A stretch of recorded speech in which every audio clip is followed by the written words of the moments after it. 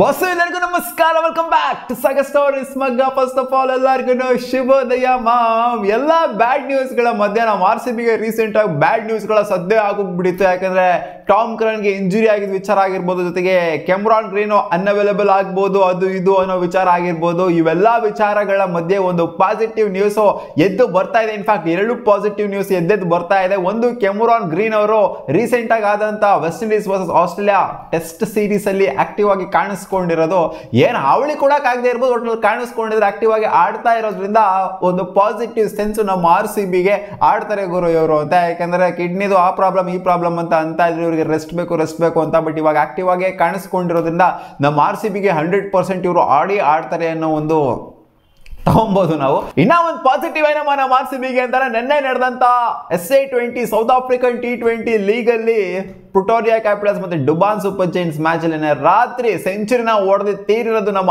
RCBಯ will Jacks. ಇದು positive sense ನಮ್ಮ RCBಗೆ. ಹೌದು, ಏನಮ್ಮ ಪಾಸಿಟಿವ್ ನ್ಯೂಸ್. ಲಾಸ್ಟ್ ಸೀಸನ್ ಕೂಡ ಹಿಂಗೆ ಆಡ್ತಿರಪ್ಪ, ಹಿಂಗೆ ಗುಮ್ಮಿದ್ರಪ್ಪ. ಸೌತ್ ಆಫ್ರಿಕನ್ ಲೀಗು ಆ ಲೀಗು ಈ ಲೀಗು 100 ಇದರಲ್ಲಿ ಆಡ್ಬಿಟ್ಟು ಚೆನ್ನಾಗಿ ಗುಮ್ಮಿದ್ರು. ಆಮೇಲೆ IPL ಅಂತ ಬಂದಾಗ ಕಾಲೆತ್ಕೊಂಡ್ಬಿಟ್ರು ಇಂಜುರಿ ಅಂತ ಅನ್ಕೊಂಡು ಅಂತ ಹೇಳ್ಬೋದು ನೀವು. ಹೌದು, ಲಾಸ್ಟ್ ಟೈಮ್ ಆ ಥರ ಆಗಿತ್ತು. ಲಾಸ್ಟ್ ಟೈಮ್ ಆಗಿದೆ ಅಂತ ಈ ಟೈಮು ಕೂಡ ಇವ್ರಿಗೆ ಇಂಜುರಿ ಆಗುತ್ತೆ ಅಂತ ಹೇಳೋದಕ್ಕಾಗೋದಿಲ್ಲ, ಆಗ್ಬಿಡುತ್ತೆ ಏನೋ ಒಂದು ಇವ್ರಿಗೆ ಅಂತ. ಈ ಟೈಮ್ ಬಿಟ್ಟಿದ್ದಾರೆ ಪರ್ಫೆಕ್ಟ್ಲಿ. ಸೊ ಈ ಟೈಮ್ ನಮ್ಮ RCBಗೆ ಆಡುವಂತ ಸಾಧ್ಯತೆನೇ ಜಾಸ್ತಿ ಇದೆ. ಅಲ್ಲಾಗಿರೋ ಇವ್ರು ಏನೋ ಸೆಂಚುರಿ ಹೊಡೆದಿದ್ದಾರೆ ಬಿಡು.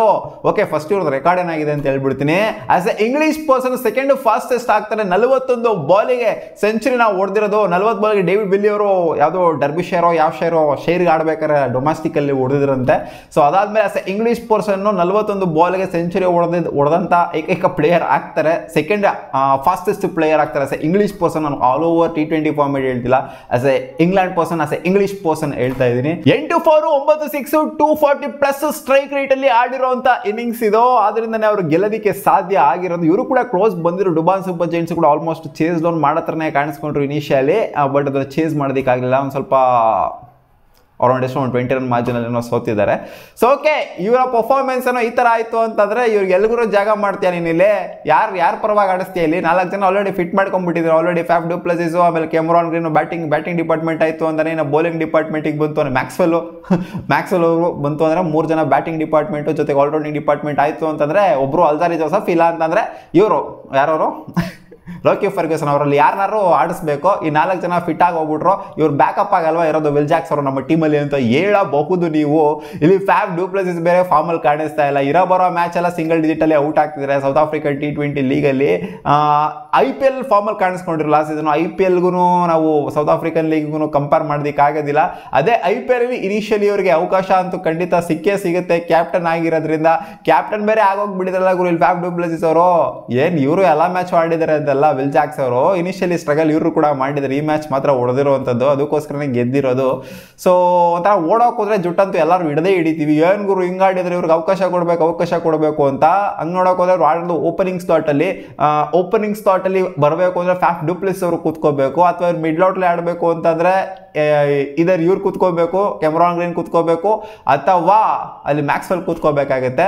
ಸೊ ಅವರಿಬ್ರು ಪುಡಾಂಗ್ ಪ್ಲೇಯರ್ ಆಗಿರೋದ್ರಿಂದ ಮುಂಚೆನೇ ಇಲ್ಲಿ ನನ್ನ ಪ್ರಕಾರ ಇವರಿಗೆ ಅವಕಾಶ ಸಿಗುವಂಥದ್ದು ಕಷ್ಟ ಕಾಣಿಸ್ದೆ. ಒಂದ್ ವೇಳೆ ಅವಕಾಶ ಸಿಕ್ತು ಅಂದ್ರೆ ಕೆಮ್ರಾನ್ ಗ್ರೀನ್ ಅವರ ಜಾಗದಲ್ಲಿ ಸಿಗಬಹುದು.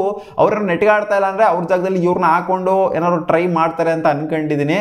ಬಟ್ ಸ್ಲಾಟ್ ವಿಚಾರಕ್ಕೆ ಬಂತು ಅಂದ್ರೆ ಓಪನಿಂಗ್ ಸ್ಲಾಟ್ ಅಲ್ಲಿ ಸೌತ್ ಆಫ್ರಿಕನ್ T20 ಲೀಗಲ್ಲಿ ಆಡ್ತಾ ಇದ್ದಾರೆ.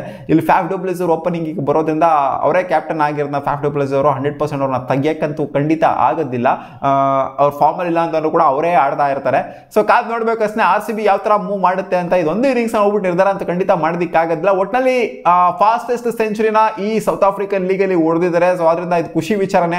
RCB ಪ್ಲೇಯರ್ ಒಬ್ಬ ಫಾರ್ಮಿಗೆ ಬಂದಿರೋ ಜೊತೆಗೆ ಇಂಜುರಿಯನ್ನು ರಿಕವರ್ ಆಗಿ ಇವಾಗ ಪರ್ಫೆಕ್ಟ್ಲಿ ಫಿಟ್ ಇದ್ದಾರೆ ಆಡೋದಕ್ಕೆ ಅಂತಾನೆ. ಬ್ಯಾಕಪ್ ಕೂಡ ನಮ್ದು ಸ್ಟ್ರಾಂಗ್ ಆಗಿದೆ ಅಂತ ಇವಾಗ ಒಂದು ಸ್ವಲ್ಪ ಧೈರ್ಯ ತಗೊಬಹುದು ಅಷ್ಟೇ. ಓವರ್ಸೀಸ್ ನಮಗೆ main strength starting from the first season ಇಂದ ಹಿಡ್ಕೊಂಡ್ರು ಓವರ್ ಸೀಸನ್ ನಮಗೆ ಮೇನ್ ಸ್ಟ್ರೆಂತ್. ಸೊ ಈ ಸೀಸನ್ ಅಷ್ಟೇ ಓವರ್ಸೀಸ್ ಪ್ಲೇಯರ್ಗಳು ಎಸ್ಪೆಷಲಿ ಬ್ಯಾಟರ್ಸ್ಗಳು ಒಂಥರ ಸ್ಟ್ರೆಂತ್ ಆಗಿ ನಿಂತ್ಕೊಂಡಿರೋದ್ರಿಂದ ನಮಗೆ ಕಾನ್ಫಿಡೆನ್ಸ್ ಇದೆ. ಕಾದ್ ನೋಡೋಣ ಏನ್ ಆಗುತ್ತೆ ಅಂತ. ನಿಮಗೇನ್ ಅನಿಸ್ತು? 41 ಬಾಲ್ ಸೆಂಚುರಿ, 42ನೇ ಬಾಲ್ಗೆ ಔಟ್ ಆಗಿದ್ದಾರೆ, 41ನೇ ಬಾಲ್ ಅವರಿಗೆ ಸೆಂಚುರಿ ಬಂದಿದ್ದು. ನಿಮ್ಗೆ ಏನಿಸ್ತು? ಕಾಮೆಂಟ್ ಸೆಕ್ಷನ್ ಕಾಮೆಂಟ್ ಮಾಡಿ ತಿಳಿಸಿ. ಸಿಗೋಣ, ಬಾ.